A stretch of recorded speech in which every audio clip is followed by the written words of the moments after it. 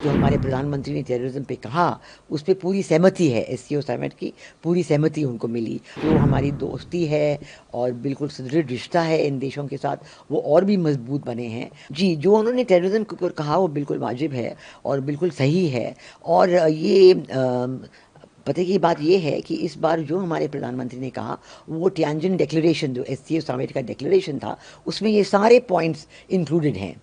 और बल्कि बड़े ज़ोर शोर से, बड़े बिल्कुल क्लैरिटी से, इम्पोर्टेंट तरीके में उन्होंने इन पॉइंट्स को रिफ्लेक्ट किया है।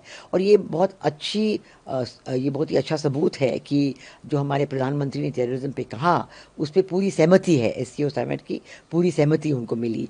तो अब ये पूरी उम्मीद है कि इसको अब फॉलो अप होके इसका इम्प्लीमेंटेशन होगा। ये जो रीजनल एंटी टेररिज्म स्ट्रक्चर है उज़्बेकिस्तान में, एससीओ का, शंघाई कोऑपरेशन ऑर्गेनाइजेशन का एक स्ट्रक्चर है, उसके तहत इम्प्लीमेंटेशन भी हो सकती है। और इसके अलावा जो हमारे प्रधानमंत्री जी की मीटिंग्स हुई प्रेसिडेंट शी जिनपिंग के साथ, प्रेसिडेंट पुतिन के साथ, लीडर ऑफ म्यांमार के साथ, प्रेसिडेंट ऑफ मालदीव्स के साथ, हर एक जो आए थे वहाँ पे सारे इम्पोर्टेंट लीडर्स, उनके साथ उनकी बायलैटरल मीटिंग्स हुई। और इनके तहत जो हमारी दोस्ती है और बिल्कुल सुदृढ़ रिश्ता है इन देशों के साथ, वो और भी मजबूत बने हैं।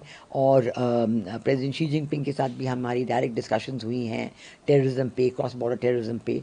उन्होंने कहा है कि वो हमारे जो हमने कहा है उसकी सहमति में है वो। तो ये बड़ी अच्छा मौका था। हमारे प्रधानमंत्री ने बायलैटरल मीटिंग्स भी की, मल्टीलैटरल समिट भी अटेंड किया। जो उन्होंने उनका जो पॉइंट ऑफ व्यू था, जो उन्होंने पेश किया, उस पर पूरी सहमति थी, सारे देशों की सहमति थी। और उनकी इसके पहले जो चीन पहुंचने से पहले उनकी जो विज़िट जो वहाँ जापान में हुई, वो भी बहुत ही सक्सेसफुल विज़िट थी।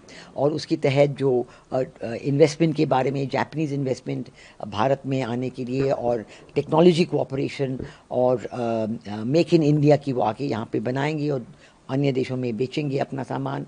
और बिल्कुल high tech cooperation defence and security में, जैसे कि नेवल शिप्स के लिए एक कम्युनिकेशन एंटेना बनाना, ये एक जॉइंट डेवलपमेंट है भारत और जापान के बीच, बहुत ही सक्सेसफुल है।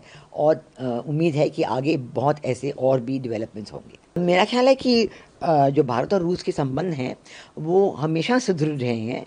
कहते हैं कि हम हमेशा ये समझते हैं कि Russia is a time tested friend. मतलब उनकी जो दोस्ती है वो बिल्कुल हर एक, जब भी मौका हुआ है, जब भी कोई भी मुश्किल आई है, तो हमेशा उन्होंने भारत का साथ दिया है।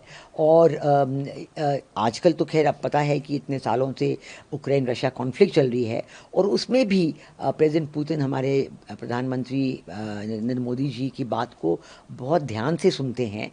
और उम्मीद है कि इस बार भी उन्होंने इस पे बात की होगी। शायद आगे चल के इसका कुछ असर पता चलेगा।